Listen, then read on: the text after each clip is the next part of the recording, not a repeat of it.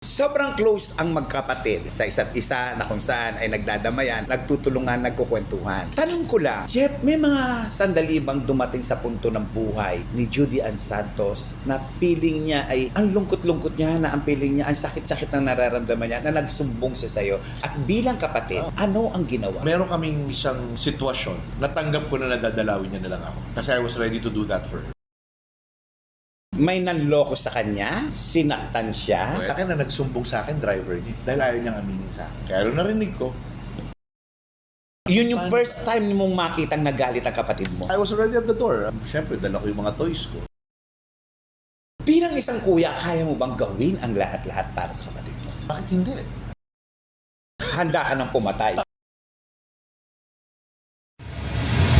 Kung kaya mong mabuhay sa tundo, kaya mo ring mabuhay saan man sa mundo.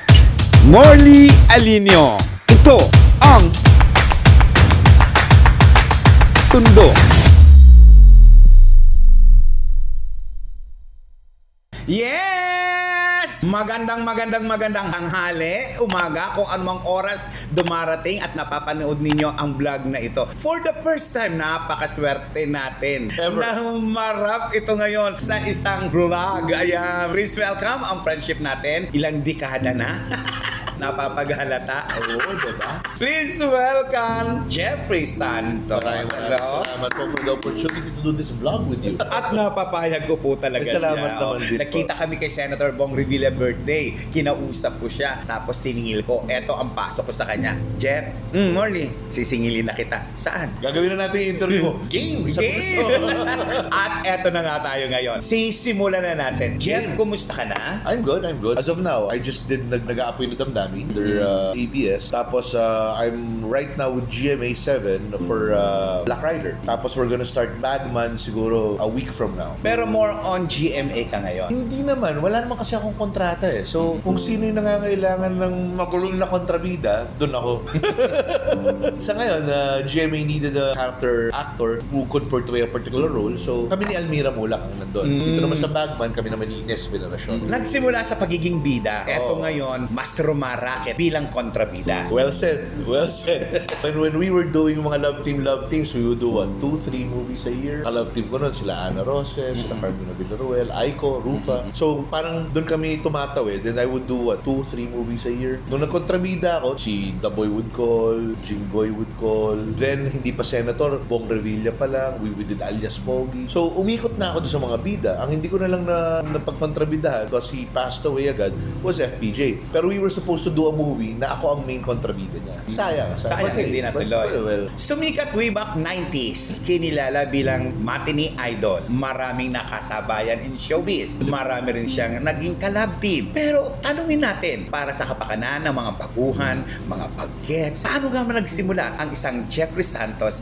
in showbiz? Paano nga man nagsimula? I started sa commercials. I was under the wing of Buying Decena. So, I did commercials for certain products. After that, yung kapatid ko, si Juday, also wanted to be in commercials. She tried naman. So, habang pumapasok naman ako sa movies, kasi nauuso na rin yung mga Pinoy thriller, yung mga Regal Drama Presents. Nag-uuso yun. At the same time, si Bunso pumapasok ng commercials but she was just trying it out pala kasi nga elementary pa siya. We were going into the movies naman. So, si Tito Buying, kasama ko si Dennis Da Silva during that time, nagkaroon ng opening for Ninja Kids. Audition for Ninja Kids. So, we were training. Ako, sila JC, sila Herbert. We were training sa backdoor ng Viva. And I was promised the role. So, bumuwi ako sa bahay. Sabi ko, Ma, I think we got Ninja Kids. And then, gabi, tumawag sa mga managers ng Viva and told me na napunta daw yung role kay Dennis. Diba? Siyempre, Nasa first ka. heartbreak ko yun, diba? Hawak ko na yung role eh. Ayoko na mag-artista. Sabi ko, and then again, another blessing came. Si Tita Mina Del Rosario calls us and, I'll manage Jeffrey. Lalagay ko siya sa pelikula, yung Sana'y Wala Na Wakas with Sharon Cuneta. Alam mo, yun lang naman ang mali ko. Kasi I never considered it a blessing. Parang nakita ko siya as Consuelo de Bobo. Kasi syempre, I wanted Ninja Kids. Nasaktan ka. Never knowing that I was with Sharon, Sherry Hill, Dina Bonnevie. Ang bibigat. Diba? May Dindo Fernando. All these casts nandun. Pero I was hell-bent on Ninja Kids. Hindi ko nakita yung blessing na yun. Parang I took it for granted ng pag-aartista na yun. So that was my last movie sa Viva. Nagkasama ako sa main cast. Ano pa pala yun? Launching movie pa ni Tonton Gutierrez. Diba? May Manny Castañeda. It was really big,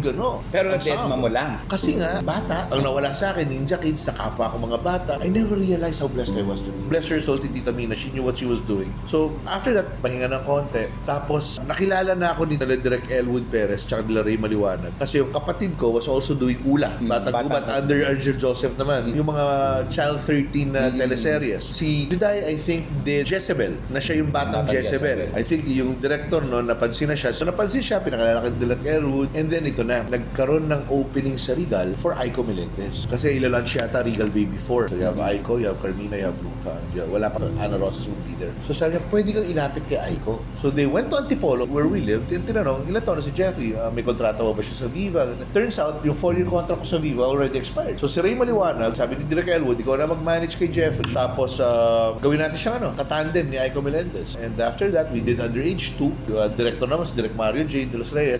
Nag-workshop kami. Ayun na, from there, tuloy-tuloy na. And I remember signing a contract December 20, 1989 kasi birthday ko. Yun yung regalo sa akin ng Mother Lily. Pinapirma niya ako ng kontrata ng birthday ko. Kaya hindi ko Birthday makakalimutan movies. yun. So December 20, 1989, officially Jeffrey Santos was the show. Chef, balikan lang natin. Sino ba unang nag-artista sa inyo ni Judy Ann? Ako unang nag-artista. Ano yan when my dad left for States and then nagkaroon na siya ng sarili niyang family doon, I approached my mom. Kasi mayabang ang daddy ko Ang daddy ko noon, nung kinuha kami sa commercials, would always say, hindi, kaya kong pakainin yung mga anak ko. Hindi nila kailangan magtrabaho. Umalis ang lolo mo. At nagkapamilya sa ibang bansa. So one time, I saw my mom, syempre, down in the dumps kasi hindi niya alam kung saan kukuha ng pangpakain sa amin. Papasok pa lang yata ako ng high school noon. Wala naman tatanggap sa akin ng trabaho. So I asked my mom, sabi ko, ma, remember mo mga kumukuha sa amin sa commercials? Gusto mong patulan natin. Sabi niya, okay ka lang ba? Sabi ko, ba, tara, let's do this. Sabi ko, ba't hindi? So we went to Tito Baying, Desena, kasi siya nga yung naalala namin nagpo-promote ng commercials. And I got my first big break kasi yung original actor nung mayonnaise commercial na yun didn't want to eat mayonnaise. Eh di syempre, take over ang lolo mo. Hindi rin naman ako mahilig sa mayonnaise. Pero kaya. Kakayanin ko. Ang unang sweldo na I remember is 2,500 for a lead part ng mayonnaise commercial na yun, which was taken siguro mga 1985-86. Malaki yon, malaking pera yun. I mean, sa kumpara ngayon. Para ngayon. Sa 2.5 mo, parang siguro mga 25 million 25 na yun. 30, ganyan. 30, ganun. Pero sinumpa ko muna ang hamburger nun kasi parang 37 takes And I had to finish a whole hamburger. Ilan? 37. 37 hamburger? Kinain mo? Nung bandang huli, yung director naawa na sa akin, pinapaputol na sa gitna. Kasi yung shot manggagaling sa akin. Ako yung unang agad, tapos pinapakita mo gano'ng kasarap, tapos papakita yun. Basta yung shot, palaki ng palaki ng palaki. Na isang party pala kami. So the whole time, kita ako sa shot. So by the time na sinabi ng director na cut, ubos na si burger. Mga first 7 takes, okay lang. Kita mo, kikilabutan ka na. Tapos parang bumabalik Parang na. Tinitiis mo na Hindi ko alam ang value ng 2.5. Ang sa akin is, pera to para kay mami. Pera to para kay mami. Pera to para. So we were able to go through it naman. Siguro mga 2 taon yata akong hindi kumain ng hamburger. After that, dire-diretso ako sa commercials. So kahit pa paano, nakakapagbigay ako kay mami noon time. Nakakapag-aral kami, nakaka-enroll kami. Nung pumasok si Judy Ann Santos sa showbiz, paano naman nangyari ito? When Juday started, nakilala na si Argel Joseph, they wanted to Regal Film. They were doing Shake, Rattle and Roll. And si Juday ang nakuha nilang bata for the segment Aparador. Hindi sila ni Rufa, siya yung multo doon sa loob ng Aparador. Si Direk Argel, during that time, saw the talent in Bunso. And kinausap niya si Nanay Binay. Pwede ba si Judy Ann sa ganitong mga roles, ganyan-ganyan? Kasi may binabala kami yung Ula, Batang Gubat, wala pa kang bida doon. Sabi ni Nanay Binay, subukan natin. So, in short, naging Ula, Batang Gubat si Juday. And she became famous for the line na mas maraming pang ahas dito sa syudad kaysa sa gubat. Yun yung naging byline ng Ula, Batang Gubat na yun. Tapos, nagkaroon ng mga batang ulila, sila nila Aaron Herrera. Nagsusunod-sunod siya. To a point na when they got Mara Clara was presented to ABS-CBN, ang Mara Clara nun, pampatay lang naman ang oras. Kasi tulog ang tao Hindi nila nilabanan ng Agila.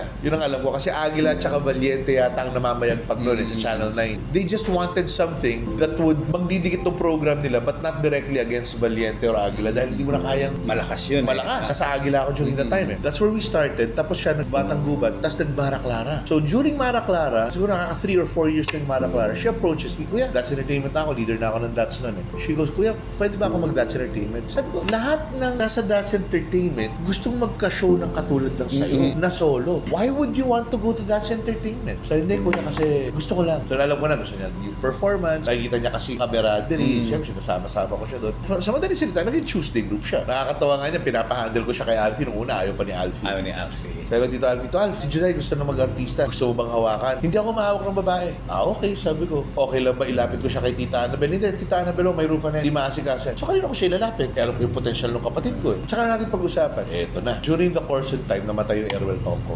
brother. Thank you. So when he died, nagkaroon ng butas ang Mara Clara ng kailangan ng kontrabida. And at the same point in time, Juday goes to me, Kuya, si Direk Boots Plata is planning to do a movie namin ni Gladys Reyes. Sabi ko, anong movie? Anong konsepto? Parang Mara Clara. Sabi ko, teka lang, Director Arjero. Director Arjero, pwedeng mag-apply na kontrabida dun sa naiwan ni Erwin. Ang laki ko na.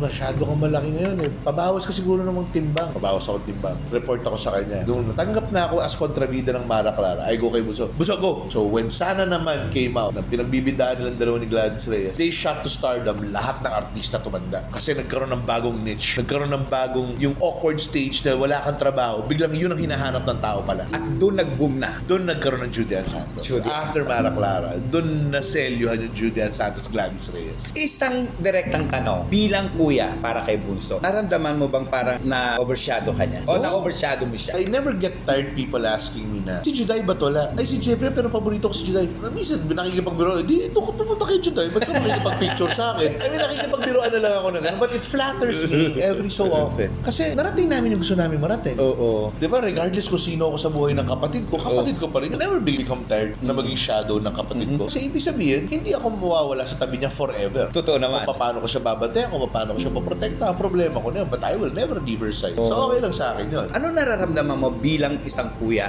kapag may mga nagsasabing talo na mga barkada mo, mga kaibigan mo, sasabihin na, Tol, natalo ka na ng kapatid mo, mas sikat na sa'yo yung kapatid mo. Paano? Normally, pag nasabihan ako ng gano'n, hindi ko iniiwanan ng hindi lasing yun. Nadadala naman agad. Iiwanan mo nakalungay ngayon? Okay na. Kalmado na yun. Nagantihan ako. Oo, okay na ako. Diba? Pero sa totoo na, kumusta na ang pagiging magkaibigan, pagiging magkuya, lahat-lahat ninyo ni Judy? Tatlo kami. Ako, si Jack, tsaka si Jude. Si Jack yung Tatlo nasa kayo gitna. magkakapatid. Tatlo kayo Okay. magkakapatid. We never lost each other. May sarili kami chat group, biroan namin, nandun pa rin. Once in a while when we get together, hindi nawawala yung kaming tatlo pa rin nung nasa isang bahay kami na we still enjoy the same jokes, we remember the same things, we do the same kulitans. Hindi nawala eh. Kanina bago ako pumunta dito, text ako doon sa dalawa, miss you both. Yung mga ganun lang. I think sa nagdaanan namin tatlo na ever since naman tatlo lang talaga kami, hanggang sa nakabalik na yung mom ko from Canada, hindi mawawala yung, I mean, may tapuhan, pero yun na yun. Hanggang ganun lang yung tapuhan na yun. Walang taniman na sama ng loob. Anong meron sa inyong magkakapatid? Bakit in Oh wow, each the other? love, the respect, the honesty, yung loyalty to each other. It's probably all the right adjective. Describe ko ano magkakapatid. Never kami nagkaingitan. Actually, nagkakasabihan pa nga na, bumili ka na naman ng ganyan. Laanin mo, tapos maluluma. Yung isa ko naman, spoiler, tong bunso namin. Konting ba, may napansin ka lang na, ganda siguro ng ganito. Maya-maya, kuya, may pinadala ako dyan ha. Minsan, hindi ka na lang magkikwento. Spoiler eh. Ako naman, gaganti naman ako minsan. Pag sinabi niya, kuya, may nakita ako sa video mo na pinost mo ganitong pagkain. Ganun ba? Di na ako kikibuno, papadala ko na lang yun. May mga maliliit na bagay na pwede namin. How we send love to each other. How we send respect to each other. Hindi nawala. Sino ang mas makulit sa inyong tatlo? Oh my God. Particular na sa inyong dalawa ni Judy. Jesus Christ. Ako pinakamaloko probably. Pero pinakamakulit sa amin would be Juday and Jack. Pag nagkulitan yung dalawang, oh my God. Anong Ano klase? to? Paano mangulit si Judy Ann? Hindi ko alam kung paano ko i-describe eh. Basta may oras kami na magkatinginan lang kami tatlo. Tawa na kami ng tawa. We don't even know kung ba't kami tumatawa. May isang insidente nga. Blacking nun ako, si Jack, si Juday, mami ko. Eh nagtatawanan na kami. Eh syempre, mami ko, old school, ayaw niyang may kumakanta sa harap ng pagkain, ayaw niya may tumatawa sa harap ng pagkain kasi parang disrespecting food. Eh kaya lang nasimulan na namin tumawa, tapos tawa na kami ng tawa. Eh si Juday pinakamalapit. Kami ni Jack, kahit pa paano, napipigilan na namin. Eh siya, bilang na bunso, hagikik, tawa siya ng tawa. Nanay ko, yung pagkakakuha na, gagag! Di nakaganon siya sa ano. Di kami ni Jack nagulat. Nakita mo si Juday nanginginig. Sabi ko, umiiyak to. Alam mo yung pag-angat ng mukha niya, tawa pa rin siya ng tawa. Tapos puro kanin to, puro tawa na naman kayo. Mami ko, napiko, umalis. Ganun kakulit yun. Walang sinisino yun. We can't even remember why we were laughing so hard. Pero when we start, tahimik na, may gumanon lang, diretso na naman yun. Sino naman sa inyo ang generous sa inyong tatlo? Generous, depende siguro kung sino may trabahong mas marami. Kasi, like, ay generosity, syempre, dahil may sarili na akong pamilya, unahin mo na yun eh. Si Bunso, dahil mas marami siyang endorsements ngayon. So, si Bunso ngayon ang maalagwa. Then there would be a Si time Jack. na si Jack naman, nabigyan ng bonus doon sa trabaho niya. Siya naman ang magpapadinner. Everybody is equally generous. Pero ang amount ng pag-uusapan, syempre, hindi namin kaya, kahit combine kami ni Jack, hindi namin kaya. Bakit si Jack hindi nag-artista? Si Jack, one time, tumawag sa akin, excited. Kuya, natanggap ako sa commercial. Sabi ko, anong commercial? Shampoo. Kailan ang shoot mo? Bukas. Nasa ano siya nito, eskwela siya nito. Nursing siya. Oh, good. Sabi ko, pahinga ka na ng maaga. Andito yung barkada. If you want, you could drink with us at pahinga ka na ng maaga. Umuwi. Ang iksi ni buhok. Sabi ko, ba't ka nagpagupit? Akala ko ba may commercial shoot ka bukas? And she goes, tinignan ko lang kung matatanggap ako. Eto na ngayon. Siyempre, yung nagpasok sa kanya sa commercial, galit na galit. Jeffrey, ano ba yung kapatid mo? Teka. Siyempre, tapak-tapakan na ako. May kontrata ba kayo? Wala. Binigyan mo ba ng down payment? Hindi. Puminom ba ng kontrata? Hindi. Huwag mo kulitan. Ay, sorry, did I say that word? Pasensya na. Tapos si Jack nandun sa second. Tawa ng tawa. Sabi niya, kuya, thank you. Sabi ko, tumanggap ka ng commercial. Nagpagupit ka. At hindi na nasundan yun. Hindi na. Gusto lang niya malaman kung matatanggap siya. Natanggap siya. Number one pick ang lola. Nagpagupit. At hindi siya nag-artist. Yun na, that should have been the start. Hindi niya tinuloy. So, ika nga, legal mo, yung commercial namin ni Bunso, tinuloy namin. Nagkaroon kami ng foothold kung saan kami ngayon. This gave us parang a ticket to enter the industry. If she did that commercial, she would also have that golden ticket. Kasi marami na siyang makikilala eh. Hindi niya tinuloy yung goals. Pinunit si golden ticket. Tapos ang storya. Pero tama lang yun kasi kung tatlo kayong artista sa bahay, Oh my God. Una-una yan. wala na kayong panahon sa isa't isa. Hindi naman panahon sa isa't isa. Although, layo lang naman ang agwat namin. Si Jack, 2 taon ako sa kanya. Si Jude, 6 na taon. So, yung love namin sa isa't isa never faltered. Pero, even mga barkada ni Bunso, naging kapatid na rin ang touring ko. Kasi since tatatlo lang kami, we were longing for a family. So, lahat ng taong dumikit sa amin was considered family. Kaya question mo kanina about the food, yun yung pangalok namin. It's our way of opening our doors to you. At naramdaman ko yun. Pagpasok po namin kanina rito, may nakahanda na pong pagkain. It's our way of welcoming you into our life. Starting friendship. Sa bahay ninyo, particular na noong wala pa kayong mga asawa, wala pa kayong kanya-kanyang pamilya, sino sa inyo magkakapatid yung masipag, linis ng linis? Yun naman ang naiwan sa amin ng nanay ko when she went to Canada. Uso na sa amin yung clean as you go. Pinagkainan mo, hugasan mo, ligpit mo. Ang hindi lang namin, ako, I never do the laundry. I would cook, I would clean the house, I would paint, I would do a lot of things, but I will never do laundry. For me, epitome siya ng pagiging Under Desaya. Probably because of the movies I've seen. Diba? Yung mga Andres! May hawak na palo-palo. So, naging stigma sa akin yun na if I do laundry, shoot Under Desaya. Parang nakakabawas ng masculinity. Pero syempre, nung nagkaasawa ko, I've learned na hindi pala ganun yun. So now, I do the laundry. Eh, may washing machine naman. Papatong mo lang naman si laundry. Ipipindutin mo lang naman yung on button, diba? Eh si Judy Ann ba? Naglalaba rin ba yan? Naglilinis rin ba ng bahay ng bata Would you yan? believe si Bunso, whenever we're in things, sagot ko plancha, sagot niya laba. Oh, marunong siya maglaba. Oh! Enjoy niya laba. Gupo ko na ng quarter set. Kuya, sa mga damit mo? Lalo na pag nasa States kami, mga tour niya. Tara, hanap tayong laundromat. Tatambay na ng laundromat yun. Akala mo, nasa candy store yun. Lahat ng mga 4 makina na umiikot lahat yun. Sobrang close ang magkapatid sa isa't isa na kung saan ay nagdadamayan, nagtutulungan, nagkukwentuhan. Tanong ko lang, Jeff, may mga sandali bang dumating sa punto ng buhay ni Judy Ann Santos na feeling niya ay ang lungkot-lungkot niya, na ang feeling niya, ang sakit-sakit na nararamdaman niya, na nagsumbong sa sayo? At bilang kapatid, ano ang ginawa? I'm proud na isa ako sa mga confidants ng kapatid ko and I will never regret anything that I would do for her. Pero meron kaming isang sitwasyon, natanggap ko na nadadalawin niya na lang ako. Kasi I was ready to do that for her. Ang nagsalba lang sa buhay ng tao yun, yung phone call ng kapatid mo, Kuya, it's not worth it. Nagalit ka. Sobra. Ito ay may kinalaman kay Judy Ann Santos. Nagsumbong sa si Judy Ann. Bilang kapatid, handa ka ng pumatay. Wala akong sinabi pumatay. Sinabi ko lang, dadalawin ako. So yun, so I was already at the door. Siyempre, dala ko yung mga toys ko. Yun lang. Kuya, it's not worth it. Balik ka na dito. Balik ako sa bahay. Anong kwento ito? Ay, si Judayan dapat mong makausap dyan.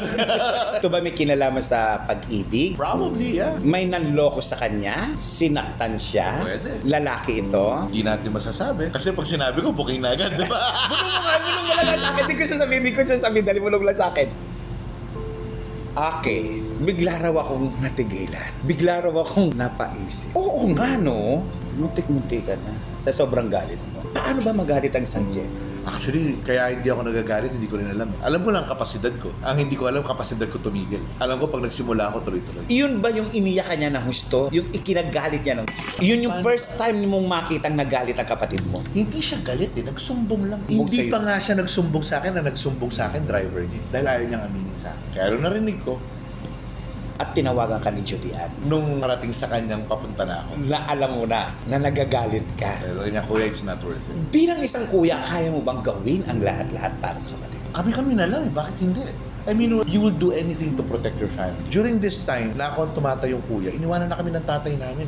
We felt unprotected. We felt nasa gitna kami ng gera na wala kaming ammunition. Si Mami Carol na lang. Na nasa Canada pa during that time. Kaninong advice ka pupunta? Eh, hindi naman uso nun yung pag ganun mo ng telepono, FaceTime mo agad. Siyempre, may mga ganun pang, may handshake internet pa lang nun eh. Diba? So, we were at that particular moment na, ano gagawin natin? Eh, sinabi sa akin ng driver, kasi tapos ganito, tapos ganyan, tapos siguro natarantay yung driver, alam niya gagawin ko. Kaya may tumatawag yung Judy at sabi, Kuya, it's not worth it. Natigilan naman ako sa kwento mo. Pina-news blackout ko rin yun. May mga nakaamoy. Si Tony naamoy yun. Sabi ko, Tony, wag mo na. Kasi ito yung mga close doon sa isa nun. Anong klase nga bang kapatid itong si Judy Ann Santos para ipagtanggol mo at itaya mo ang buhay mo? She would do the same. No second thoughts about it. She would do the same. Iba yan. Si Bunso, pag minahal ka niyan, mahal ka niyan, all throughout, sagad hanggang buto. She would have best friends that they would go against the world together and wala siyang pakialam. Best friend kita paprotektahan.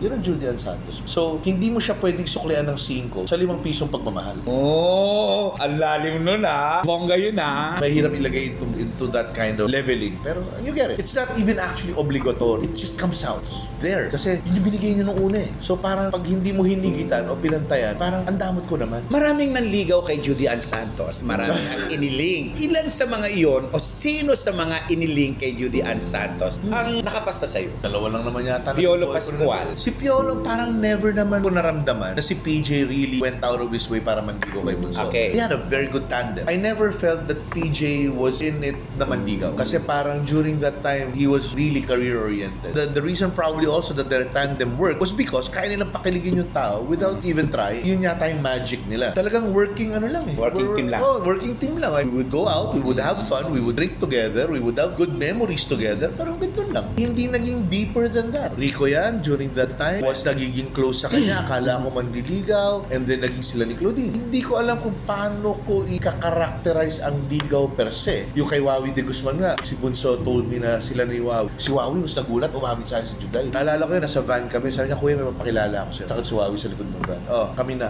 Kailan pa? 3 days ago. Tapos si Wawi, syempre, namumutla sa takot. Tapos sabi niya, hindi, si Kuya ang magiging kampi natin. Yun ang unang naging boyfriend niya sa showbiz. Sino pa yung sumunod? Wala na ako alam. Basta, yung mga in-betweens niya, puro parang palipad hangin lang eh. At ang pinakamatagal talaga si Ryan na nakatulungan. Oo. Nagulat ako kasi we were planning my wedding nung si Ryan came into the picture. Ang pinaplano namin ng kapatid ko was yung wedding namin ng asawa ko ngayon. And si Ryan was just there for conversation. Naghanap lang ng kakampi yung kapatid ko kay Ryan kasi ang topic nun was men are dogs. So yung Ryan, they were going against each other. So naging kami ni Ryan na magkakampi doon sa diskusyon na yun. So we started talking about my wedding and Ryan was just there. Nung kasal ko nga, sinayaw pa ni Ryan, tatay ko, hindi nanay ko. Hindi si Juday. Isipin mo yung ikot na ginawa ng mama na yun. Kaya nung nalaman ko na Nanligaw niligaw siya talaga pa. during Cristala yata sila naging close eh. Doon Sa ko Cristala. na-confirma na tapos nakikita-kita ko na siya, magkakasama sila palagi. May tanong lang ako kasi may mga lumalabas na mga bali-balita na parang may idea ka ba bakit parang hindi pa raw handa si Judy Ann Santos na gumawa ng pelikula? When it comes to her movies, yung mga movie choices niya, yung mga kasama niya sa movies, ano yan? Parang ayaw yata kay Piolo.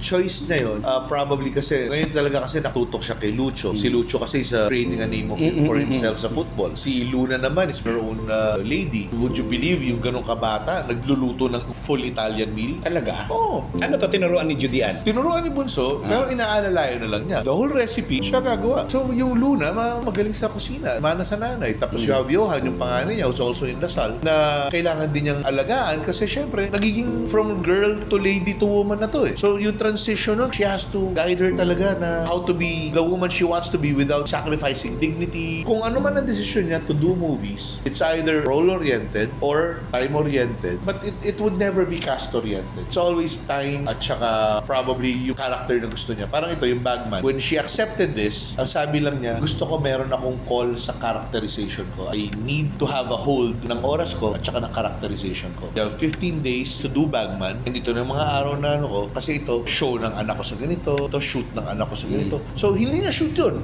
Shoot ng anak niya for Alaska, pero andun siya. Siya ang magme-makeup artist sa anak niya. Galing ah. Ang role niya as pagiging artista and mom. Yung priority niya. Yung priorities. Baka nga, mom, asawa, family, kapatid, artista. Baka yung pa nga yun. Mas priority niya yung family. Hindi na siya kayang tarantahin ng trabaho na pag hindi niya tinanggap to, wala na sa kanya yun. Sa kanya, alam niya, God's providing for her and that she's not wanting more. Ganun siya ka-comfortable where she is right now, sila ni Ryan. Jeff, total sinabi mo kanina, asawa, magbulgaran tayo ngayon Ako, dito. Diyos ko. Matagal ko na pong kaibigan ito. Pero wala ka nababalitaan tungkol sa sarili niyang buhay, yung personal life niya, yung asawa niya, yung anak niya. Ano ginawa mo? Bakit itinago mo ba to? Ano bang nangyari dito? Remember no generation ko, when I was starting showbiz, ang henerasyon nun was guided ng fans at saka ng production ng career mo. Di ba, pag sinabi ni Mother Lily na ito ang ka-love team mo, alagaan mo yung love team mo na yun. Dahil maraming nakaabang doon sa pwesto mo na yun. So pag nagkaanak ka, o nagka-girlfriend ka, o napariwara ka ng konti at nagkaroon ka ng bad publicity, tapos wholesome yung love team nyo, sabit ka doon. So, ano ginawa mo? Ito na yung lolo mo. Ano na ginawa niya doon? Yung ginawa niyang pagtatago na. Ikwento mo nga Yung ngayon. lolo mo may pagkakuneho, nagkaanak ng mga 23 years old ako Okay. nagkaanak. And, Kasagsagan ng karir mo yan, 23. Oh my God. Aiko Melendez yan. Aiko, hindi, I was going between Aiko, Ana, Carmina. Oh, yan yun. Oo. At saka hindi, ito yung time na nangyayari to, may isang artista rin akong dapat niligawan. Eh sinabi sa akin nung nabuntis ko, na buntis ako. Siyempre, hindi na ako nanligaw. Kasi nga, yun yung dilemma. So habang nagbubuntis siya, I had my best friend come in. Sabi ko, ikaw magdadala sa ospital. Hindi ka tatayong ama. Ako pipirman ng lahat. Ako sasagot ng lahat. But you have to help me out. When they go to the hospital to have their check-ups, ikaw muna yung tumayo. Pero pangalan ko ipipirma mo. Maganda yung setup. Naitago. Kasi nailabas yung bata. Guwapo. First Christmas ko, kasi November 5, pinanganak yung bata. So first Christmas namin, dapat pupunta na ako ng Canada bago magpasko. Kasi I wanted to spend my first Christmas with the kid. Pero New Year, lipad na ako ng Amerika. Ang pangako ko sa mami ko, basta nakabuntis ako, kahit katulong niya, kahit anong status sa buhay niya, papakasal ako. I went to Canada para to ask my mom's blessing. My mom goes, oo, napapanaginipan ko nga na may bata sa bahay. So alam ko na nakabuntis ka o isa sa mga kapatid mo buntis. Sabi ko, opo eh. Got her blessings, went home ng February. Kaya lang, syempre, may mga internal na nangyari between me and my first girlfriend. Hindi kami nagkatuluyan. Pero the kid was still with me. Hanggang sa ako na nagpapara. Ang mali nung girlfriend ko during that time, hindi naman mali. Probably it's her decision. Dinala niya ng Australia yung bata. So, nawalan kayo ng communication? Wala kami komunikasyon for 3 or 4 years. Nung magfo 4 years old na yung bata, or magfo 5 yata, tsaka niya dinala uli dito. Sabi niya sa akin, pag-aralin mo. Hindi ko naman naatrasan. Anak mo yun eh. Pero sabi ko naman sa girlfriend ko, ako magpapaaral. Pero dahil pupuhunan ako yan, sa akin titira. Kaya ngayon nasa'yo. Anong pangalan nito? Jasper. Si Pero yung nanay naman niya, nakaganti sa akin, never inilipat sa apelido ko yung bata. Kaya sa pangalan pa rin niya. So sayang kasi hindi mo may pasok sa insurance, hindi mo mabigyan ng HMO. Yung privileges na pwede ko ibigay as anak ko, as where I am right now, hindi ko mabigay sa kanya. Wala siya sa apelido ko eh. Kahit doon sa birth certificate niya, nakalagay doon, not available. Basta NA. Ano ito? Yung nakalagay doon, father, wala nakalagay na father. NA lang. NA nakalagay. So I had my own problems with them. Ako naman, kung ano lang yung lumapit sa akin, I tried to make it work lang. Kaya lang, syempre, being the disciplinarian that I am, kasi syempre, alam ko yung buhay ngayon, syempre, may mga rules ako na, bawa, ayaw mong tumira sa akin, ito lang ang sa'yo. Tumira ka sa akin, sa disiplina ko, tara, pag-aralin sa magandang eskwela. Pero yung pagtatago per se, nagkataon lang kasi na hindi nila napapag-usapan. At noong mga panahon na yon, mahigpit. Oo. At saka during that time, lalo na nung nag-transcend na ako from bida to kontrabida, ayun na, kahit may lumabas ng konti, okay na. Kontrabida na ako eh. Wala na ako Pinalagaan siya, wala na good image eh, So, oo. kahit pa paano, kapag may nagtatanong, kamusta si ganito? So parang ang gagawin ko na lang, na kunyari, matagal na natin na pag-usapan, okay lang, pinapakamusta ka nga eh. Pero kung tutusin, hindi natin na pag-usapan yun. But ikaw, in the back of your mind, isipin mo, baka napagkwentuhan na natin. Pero Jeff, before. hindi natin napagkwentuhan ever since. Wala actually, ni isa wala. Kahit mga reporters. Kahit mga reporters. Si Tito Alfie lang nakakaalam kasi ginawa ko siyang ninong. So, Sinadya mo ba na wag pag-usapan ito?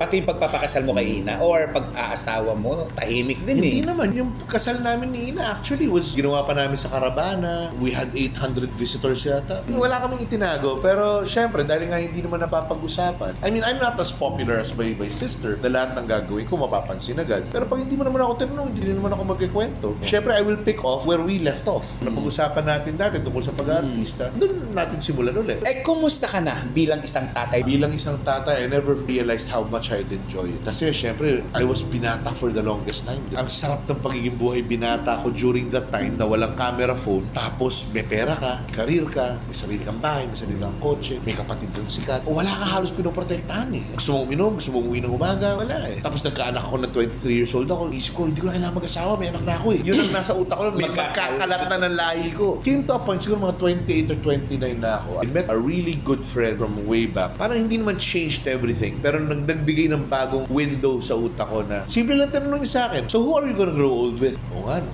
Hindi naman mami ko, hindi naman mga kapatid ko. Siyempre, magtatayo na kanya-kanya pamilya. Natakot ako sa tanong mo yun, sabi ko. Definitely, my kid's not gonna grow old with me kasi gagawa rin siya ng sarili niyang pamilya. Gandang tanong yan, Eh, during that time, I was juggling, sorry po, pero gago po akong lalaki. I was juggling girlfriends during that time. Sabi ko, pagdating ng mga bandang millennia, sabi ko, time to make a choice. Palit ng taon ng millennia, I have to make a decision. What I'm doing or pili ako ng isa and stick. Naging kayo ba ni Ana Roses?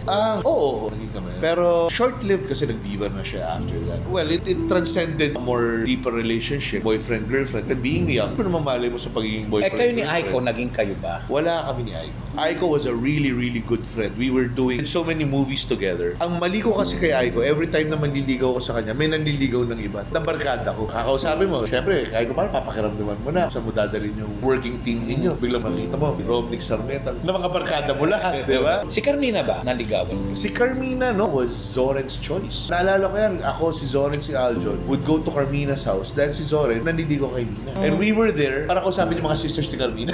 Kaya nung naging sila na totally, hindi na ako nagulat. Kasi si Zoren talaga really was kay Mina nakafocus. Aside from Ana Roses, sino pa naging girlfriend mo sa show? Ay, hindi ako nahilig sa babae sa showbiz actually dahil after Ana Roses, ang hirap makisabay sa oras nila. May sarili kang oras. Halimbawa, nagkaroon ako ng intention sa isa and then you would meet somebody more beautiful. Parang sabi ko, masyadong na-hold back. So I would rather nanligaw ako sa outside. Yung mga naging girlfriend sa loob are normally the leading ladies that I went out with lang. Buti hindi ka nasabihan ni Judy Ann Santos na, Kuya, tigil-tigilan mo ngayon, ligaw ka ng ligaw. Alam mo ba yung dalawang yan? Si Juday at si Jack, pag Si Jack. inadala ako ng babae sa bahay, walang ginawa ko, hindi ko, pag nakatalikod yung babae. Jude si tapos hi! Tapos pag talikod ng babae, gagawin yung dalawa.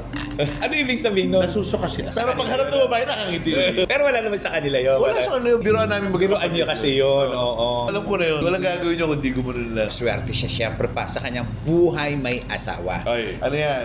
It's one blessing I never expected and enjoy. Kasi syempre, pag sinabi mong buhay may asawa, talikan eh. Pero ang sarap pala nung may constant kakakulitan. Para ako nakakita ng isa pang Jepoy na kasundo ko sa lahat. I mean, we drink together, we have our jokes together. Would you believe? My wife naman is not that young. Tumanda lang siya ng ilang buwan kay Bunso. Yesterday, we were at our reunion, father side, mga dairin. And isa sa mga dairin goes to my family, kasama ko yung wife ko, yung daughter ko, tsaka yung son ko. Goes, mga anak mo, asawa ko po.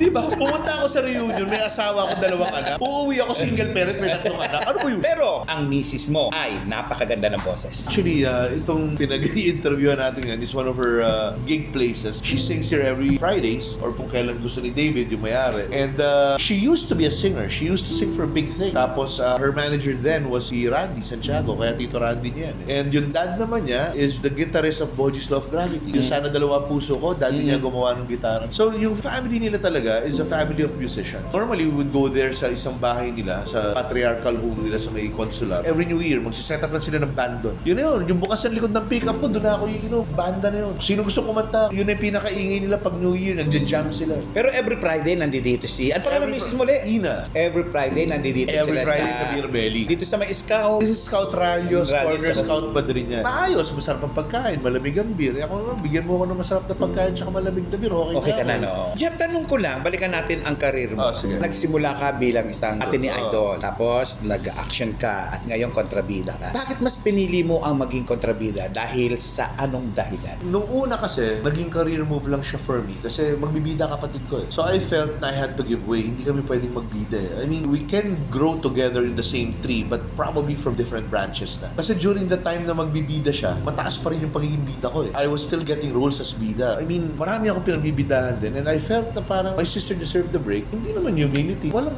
it's more of I gave way. Akala ko siguro makakaagaw ako sa kanya although I doubt it naman kasi magkaiba rin naman kami ng genre na pinasok. Iba, Nasa iba. action ako, nasa drama siya. But it never occurred to me that. Sinabi ko na kay Bunso, naghanap ako ng way to move over and rightfully so kasi nga like what I said, nung nag-artista siya at sumikat sila, yung pinaka-niche na yon nung awkward stage supposedly na hindi ka kukunin ng kahit sinong producer dahil alanganin teenager ka, alanganin girlfriend ka, alanganin anak ka, alanganin Awkward nanay ka. stages. Awkward stage eh. Nalagyan nila, ni Gladys Reyes. Biglang nagkaroon ng butas doon. Tumanda lahat ng artista. Di ba? Biglang sila Ate Shawi, sila Maricel, biglang they jumped up one stage. Kasi biglang nagkaroon ng niche. Ang kontrabida is timeless. Na maalam yung mga magagaling nating kontrabida. You never knew their age. Sila Tito Kids, ba? Sila Max Alvarado. You never knew their age. Basta alam mo kontrabida sila. Bilang ikontrabida, Jeff, dumating na ba sa punto mo yung nangyari kay Dindo Arroyo na si Dindo Arroyo kasi one time daw ay nanonood siya ng pelikula nila na kung saan mayroong isang fan na sundot ng karayom sa kanya dahil galit sa kanya. Ikaw ba naranasan mo na nagalit sa'yo? Nahampas na ako ng payong, nahamon na ako ng saksakan, ng suntukan, ng barilan. Talaga?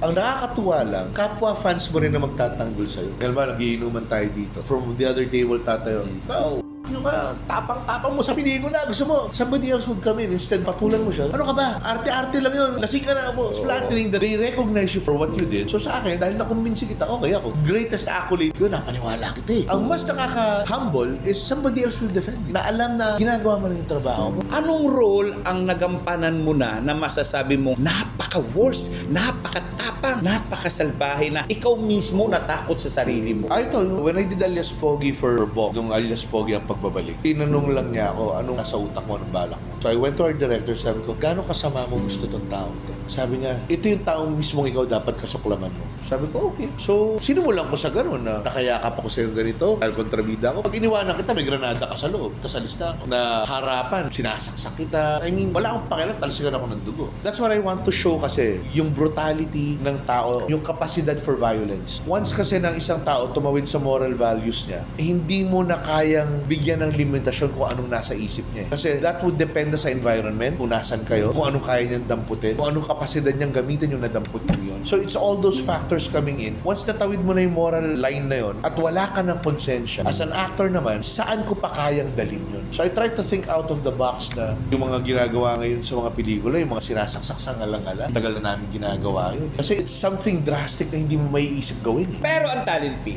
Ang talent fee depende sa ano eh. Like, hindi siya lalayo sa talent fee ng bida during my time. Pero ngayon, syempre, dahil sila bida, mga tanong mga ng talent fee. As kontrabida naman, you're stuck with what you have. Kasi doon ka nila binayaran the first time, feeling nila, dapat ganun ka nila bayaran the second time. So, hindi ka sumasabay sa presyo ng ekonomiya.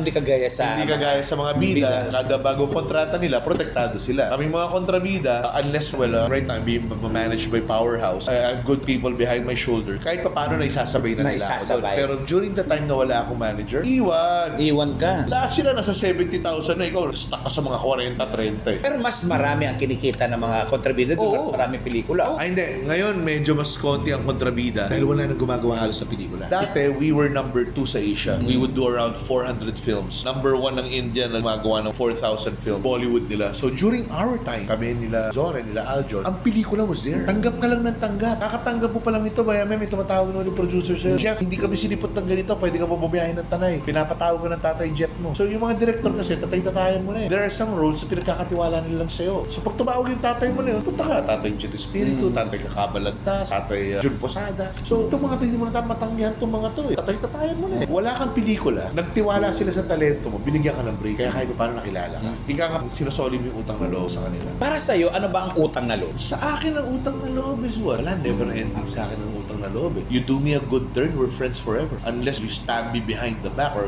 give me a reason not to be friends with you. I have a reason not to meet that. Hindi na lang ako makipagkita sa'yo. Pero sa akin kasi, utang na loob, hindi mo nababayaran yan eh. Kasi pinagkatiwalaan ka isang something na wala pa nagtitiwala sa'yo. Somebody took a chance. Kaya that somebody did not take the chance, you wouldn't have that opportunity. Hindi mo we weren't able to bank on it somewhere. Diba? Hindi ka nakilala. Diba? I was down on my luck kasi nga ang Regal Films noon was concentrating on sexy film. Eh, hindi naman ako nagsisexy. Si Direct Jet Espiritu, tumawag sa akin, Jeff, may gagawin akong pelikula, kaya lang tatanggapin mo ba? Syempre, down on your luck ka. Although, kaya aminin mo kay hindi, down on my luck. Sige tatay, gawin ko para sa'yo. So, doon kami naging close. Tapos, from there, nagtuloy-tuloy yung pelikula. After that one, nakita ka namin kay Direct Jet baka pwedeng gawin mo to. Maganda yung trabaho mo kay Direct Jet, baka pwedeng gawin. Somebody took a chance. Naniwala sa talento ko and gave me a break. So, from that break, nagkaroon ako ng other offers. So, for me, hindi mo kayang bayaran yung utang na loob na yun. Kasi itong mga to na nilapitan nakikita mo dati, hindi ka pinapansin dahil wala silang pruweba. Siya ang nagbigay ng pruweba. Ika nga, ito yung naging resume ko para sa ibang trabaho ko. And this guy gave it to me. Paano mo babayaran niya? Totoo.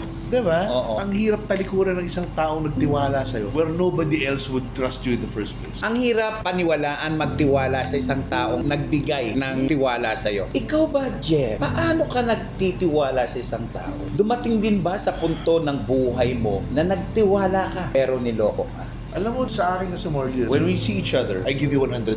Bahala ako paano mo alalayan. Doon galit na galit ang misis ko sa akin. Kasi whenever I meet someone, 100% ng tiwala ko nasa kanya. And I feel na it's up to that person na alagaan yung tiwala na binigay ko sa kanya. Now, when it comes to business, ano ba? You slighted me. Siyempre, bawas na tiwala ko kasi tatandaan na kita. Basta ako, ang nature ko is pagkatiwalaan kita agad. Dahil malaki ang tiwala ko sa human nature. Malaki ang tiwala ko sa kakayahan ng taong magbalik ng tiwala. Jeff, habang tinititigan kita, bumabalik ako sa nakaraan na. Yung panahon na talagang pang matinee idol ka, macho-macho ka, nag-trunks ka eh. Wala yatang hindi dumaan sa trap. Buti hindi ka nagpa-sexy. Alam mo kung bakit? Kasi during the time na nagkaroon ng Regal Babies 4 na kami, ako, si Aljon, si Zoren, at saka sila Rufa, Carmina, Aiko. Instead na magpa-sexy kami, ang Regal gumawa ng isa pang set ng Regal Babies. You have Ricardo Cepeda, Lorenzo Mara, and Christopher something. Sila yung nag-sexy. So nawala sa amin yung limelight Kaya ng nagsimula na sexy ka nag-trunks-trunks na, no? Sa underage lang. Trunks kami lahat eh. Nandun na kami sa ano na yun. Kaya lang, Joey Goseng Fiao had that idea na hindi, let's create another team for that. They created 3 sexies na babae at saka 3 sexy na lalaki. Yun yung kinoncentrate na. Yan nga sila Ricardo, the body, the voice, the face. Sila yun. So kami, napunta kami sa mga love team ulit. So we did underage, teenage mama. Bago natin tuldukan ang ating kwentuhan, ang ating chikahan, isang tanong. Jeff, kontento ka sa takbo ng buhay mo, personal, sa love life mo, at sa showbiz ka rin? Ang isa kasi sa mga natutunan ko is to never want. I enjoy what I have. I try to make do with what I have. I try to enrich what I have. And I try to share, to create a legacy. I try to teach. I try to train. Kung ano man yung meron ako. Kasi parang yun na yung next step eh. Parang ikaw, giving people information. Information that they probably need or they probably don't need. But you entertain. Yun yung legacy mo. Hindi mo pinagdadamot yun. Hindi hinihingi sa'yo yun. But it's a legacy that you want to continue. And you're never wanting for more. Yes. Ang gusto mo lang is may pasa tong entertainment value na to sa tao to let them know na, you know, there are other aspects in life bukod sa problema mo, tumawa ka ng konti. So, ganun din ako. So, whatever I have right now, I want to share, I want to enrich, I want to empower. Sa ganun ko lang sinimplehan ang buhay ko. Ano sa'yo ang salitang simpleng buhay? Bigyan mo ako nung katulad ng kinain natin kanina, sinigang manok. That for me is simple. Lumabas tayo dyan, makakita ako ng isaw, I'll eat isaw. But I could be with the best. I could smoke cigars with you. I could drink the finest scotch with you. Only because it's with you. Pero if need be na mamanayo ako, parang ito, nasa traffic ako minsan, si Grab hindi makasingit. Tinanong ko na si Grab, boss, ano yung pagkain na dyan sa'yo? Sabi niya, sir, mami po, bayaran ko na sa'yo. Kumakain ako ng mami sa loob ng traffic. I mean, it's all these simple things that it makes my world as exciting as boring, I don't know. Pero hindi ako nagkakaroon ng hesitation. Isang simpleng mama to, na isang simpleng kwentuhan din na nangyari sa amin. Simpleng-simple. At maraming salamat sa'yo. Maraming salamat. Thank you, Morgan. Thank you so much. Napakadami, punong-puno, siksik, liglig na naman tayo sa pakikipagkwentuhan sa simpleng mama na to. Ako po si Morley Alinio na nagsasabi kapag nabuhay ka sa Tondo, Mabubuhay ka sa amang panig ng mundo. yun na! Kung kaya mong mabuhay sa Tondo, kaya mo ring mabuhay saan man sa mundo. Morley Alinio. Ito ang Tondo.